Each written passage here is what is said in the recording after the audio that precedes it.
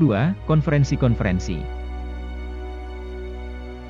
Sampai sekarang mereka terus menyelenggarakan konferensi-konferensi, baik nasional, regional ataupun internasional. Konferensi Kairo tahun 1324 Hijriah atau 1906 Miladiah.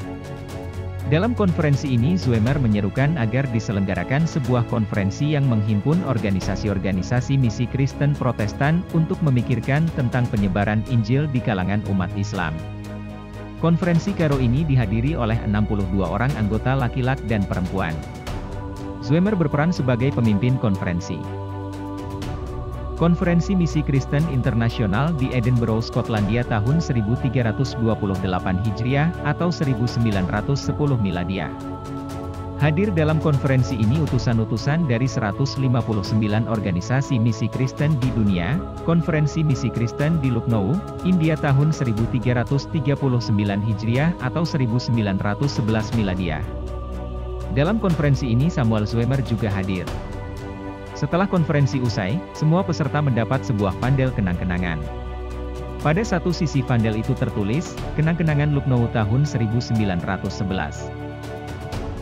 Pada sisi sebelahnya tertulis, Ya Allah, dunia Islam bersujud kepadanya 5 kali dalam sehari semalam penuh khusyuk. Pandanglah bangsa-bangsa Islam itu dengan penuh kasih. Ilhamilah mereka dengan kedamaian Yesus Kristus. Konferensi Beirut tahun 1911 Miladiah. Konferensi Misi Kristen Al-Qudus, konferensi tahun 1343 Hijriah atau 1924 Miladiah. Konferensi tahun 1928 Miladiah yang berperingkat internasional. Konferensi tahun 1935 Miladiah yang dihadiri oleh 1.200 delegasi. Konferensi tahun 1380 Hijriah atau 1961 Miladiah. Konferensi Gereja Protestan tahun 1974 di Lausanne, Swiss. Konferensi Colorado 15 Oktober 1978 tergolong konferensi paling berbahaya.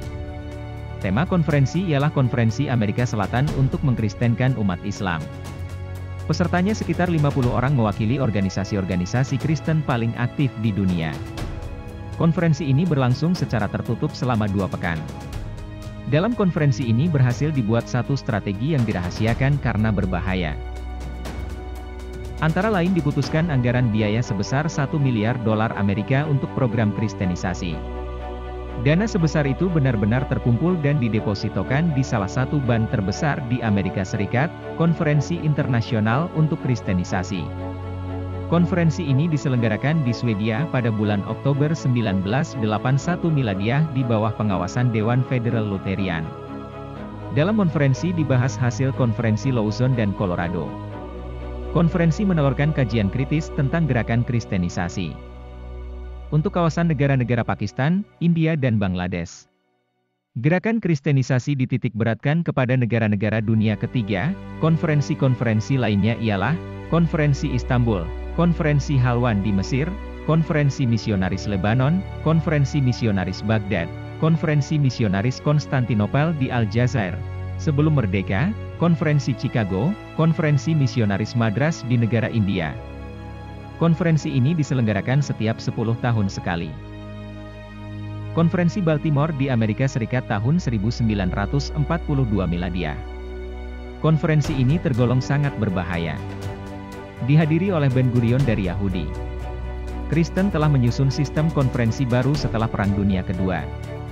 Konferensi gereja-gereja itu diselenggarakan 1 kali setiap 6 atau 7 tahun, dengan berpindah-pindah dari satu negeri ke negeri lain. Konferensi tahun 1948 Miladiah, Belanda. Konferensi tahun 1954 Miladiah, Amerika. Konferensi tahun 1961 Miladiah, India. Konferensi tahun 1967 Miladiah, Eropa. Konferensi tahun 1975 Miladiah, Indonesia. Konferensi ini dihadiri 3.000 peserta dari misionaris Kristen. Ketiga, pusat dan lembaga kristenisasi yang termasyhur. Lembaga Samuel Zwemer di kawasan California. Lembaga ini didirikan berdasarkan rekomendasi dari keputusan-keputusan Konferensi Colorado. International Center for Studies and Mission di California. Lembaga ini bergerak di bidang penyediaan biaya dan tenaga-tenaga manusia yang aktif untuk mempersiapkan segala unsur pendukung untuk mensukseskan konferensi tersebut. Universitas Amerika di Beirut, dahulu Akademi Injil Simia. Didirikan tahun 1865 miladiah. Universitas Amerika di Kairo. Didirikan untuk menyaingi Universitas Al-Azhar. Akademi Prancis di Lahore. Persekutuan Misionaris Gereja Inggris. Sebuah organisasi Protestan yang sangat penting. Berdiri sejak hampir 2 abad lalu. Lembaga Misionaris Amerika, terutama Persekutuan Misionaris Amerika. Berdiri sejak tahun 1810 miladiah. Persekutuan Misionaris Kristen Jerman Timur. Didirikan oleh seorang pendeta Lapsius tahun 1895 miladiah. Aktivitasnya secara nyata dimulai sejak tahun 1900 miladiah. Pada tahun 1809 Inggris mendirikan Persekutuan London untuk penyiaran Kristen di kalangan Yahudi. Aktivitasnya diarahkan agar orang-orang Yahudi yang terpencar-pencar di berbagai belahan bumi masuk ke wilayah Palestina. Kelima, beberapa buku tentang kristenisasi. Kumpulan kertas kerja konferensi Kairo tahun 1906 miladiah yang berjudul Sarana Kristenisasi di kalangan umat Islam. Zwemer menyusun sebuah buku yang merupakan kumpulan dari beberapa laporan tentang misi. Buku tersebut diberi judul Dunia Islam Dewasa Ini. Buku ini membicarakan sarana-sarana praktis untuk bersentuhan dengan bangsa-bangsa non-Masehi dalam rangka menarik mereka ke pangkuan Masehi. Di dalamnya ditulis pula penjelasan mengenai langkah-langkah yang harus diikuti setiap misionaris. Sejarah Misionarisme karya Edwin Bull, seorang misionaris Protestan. Buku Mr. Wagner yang berisi kajian yang lebih difokuskan kepada masalah-masalah Afrika dan cara penyebaran Kristen di kawasan itu. Diketengahkan pula tantangan-tantangan yang dihadapi dan upaya penyelesaiannya. Majalah Misionaris Kristen Protestan di Biel, Swiss. Majalah ini membahas konferensi Edinburgh tahun 1910 miladiah. Majalah Masehi Timur berbahasa Jerman yang diterbitkan Persekutuan Misionaris Jerman Timur sejak tahun 1910 miladiah. Ensiklopedi Islam dan Ikhtisarnya. Buku ini telah diterbitkan dalam berbagai bahasa yang hidup. Kelima, sarana dan fasilitas. 1. Medis. Melalui pelayanan-pelayanan kesehatan mereka lancarkan kristenisasi. Aktivitas tersebut dijadikan sarana utama kristenisasi. Paul Harrison dalam bukunya, Dokter di Negara-Negara Arab berkata, kami siap berada di negara-negara Arab untuk menggiring penduduknya menjadi Kristen. Tessa Morrison, redaktur majalah Muslim World berkata, waktu itu kesempatan sangat terbuka lebar. Para dokter Kristen membawa misinya di tengah-tengah mayoritas umat Islam di desa-desa seluas negara Mesir. Seorang misionaris wanita, A.D. Harris mengatakan, dokter Kristen harus memanfaatkan kesempatan dalam prakteknya untuk memasukkan misi Kristiani ke telinga dan hati umat Islam. Mr. Harber menyatakan perlunya diperbanyak misi kesehatan. Sebab, kata dia, para tenaga medis berhadapan langsung dengan massa. Mereka berpengaruh besar terhadap umat Islam. Pengaruh mereka lebih besar daripada tenaga misi, zending, lain.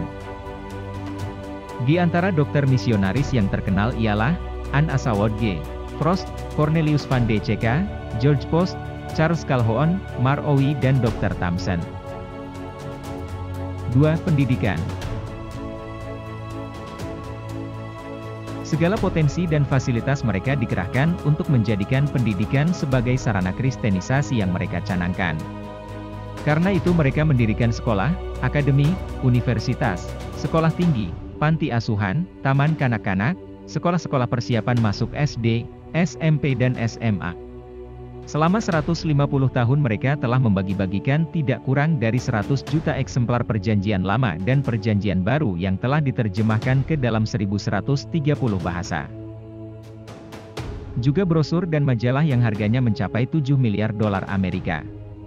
Di bidang pendidikan ini orientalisme dan kristenisasi bekerja sama dalam mencapai tujuan bersama. 3. Aktivitas sosial.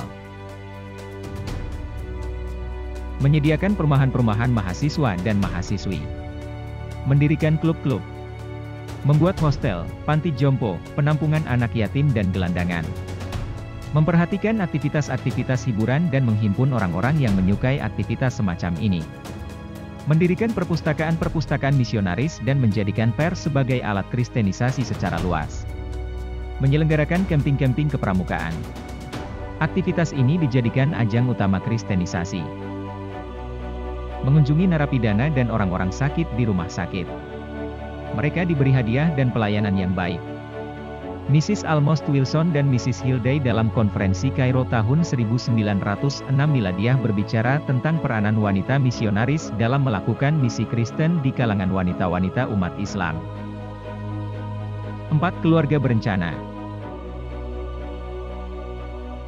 Dalam pertemuan pendeta Sinode tanggal 5 Maret 1973 miladiah yang dihadiri para uskup dan orang-orang kaya di Gereja Markus di Alexandria, Mesir, diketengahkan beberapa keputusan konferensi.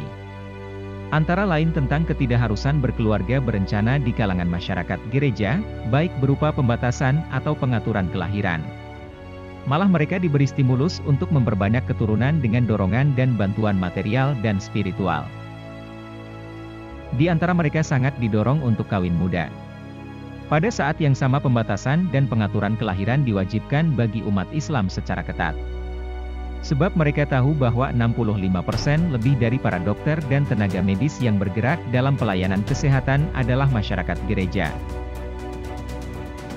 5. Fitnah dan peperangan. Orang-orang Kristen aktif mendorong timbulnya peperangan dan fitnah di kalangan kaum muslimin. Tujuannya adalah untuk melemahkan bangsa-bangsa Islam.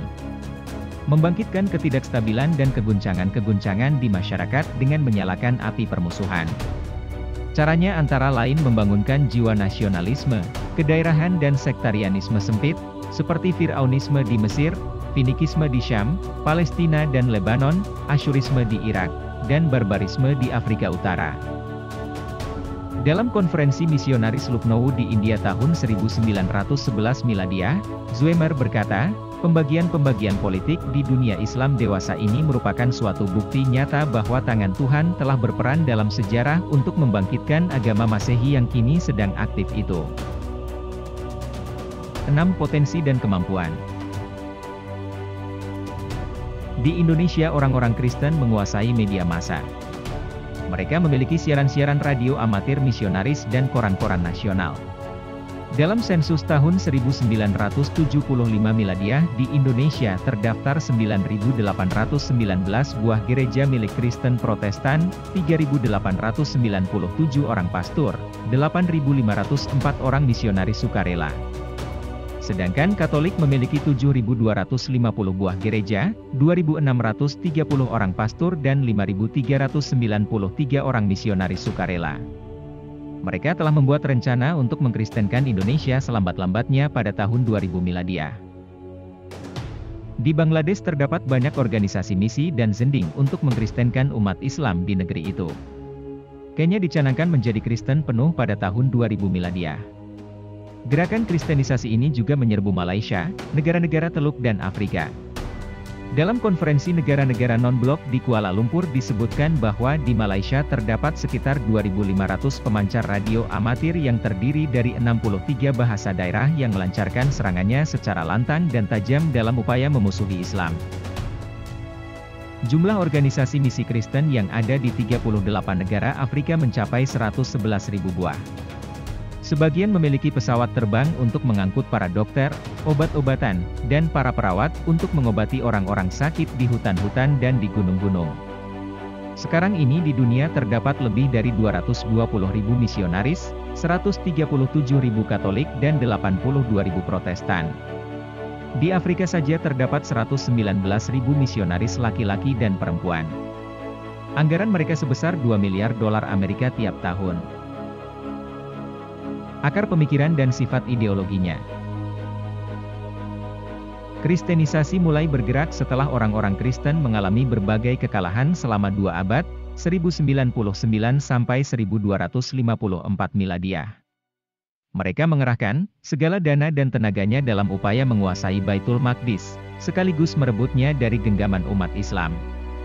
Pendeta Kristen Mibes berkata, perang salib yang telah dimulai misionaris-misionaris kita pada abad ke-17 Miladiah masih berlangsung sampai hari ini. Pastor-pastor pria dan wanita Perancis masih banyak bertebaran di timur. Becker, seorang orientalis Jerman, berpendapat, terdapat sikap permusuhan yang tajam antara Kristen dan Islam.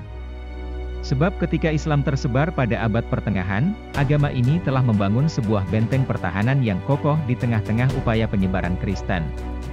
Kemudian Islam tersebar ke berbagai negara yang sebelumnya pernah bertekuk lutut di bawah kekuasaan Kristen. Kristenisasi pada dasarnya bertujuan untuk memantapkan pengaruh Kristen Barat di negara-negara Islam. Kristenisasi merupakan awal dan landasan kokoh bagi penjajahan. Juga merupakan penyebab langsung lumpuhnya serta melemahnya potensi umat Islam. Tempat tersiar dan kawasan kejayaannya. Kristenisasi tersiar secara luas di negara-negara dunia ketiga. Kristenisasi mendapatkan sokongan internasional yang melimpah dari negara-negara Eropa, Amerika, gereja-gereja, lembaga-lembaga, universitas-universitas dan organisasi-organisasi internasional. Kristenisasi mengerahkan segala daya dan kemampuannya secara intensif di dunia Islam. Saat ini kristenisasi terfokus di Indonesia, Malaysia, Bangladesh, Pakistan dan Afrika secara umum.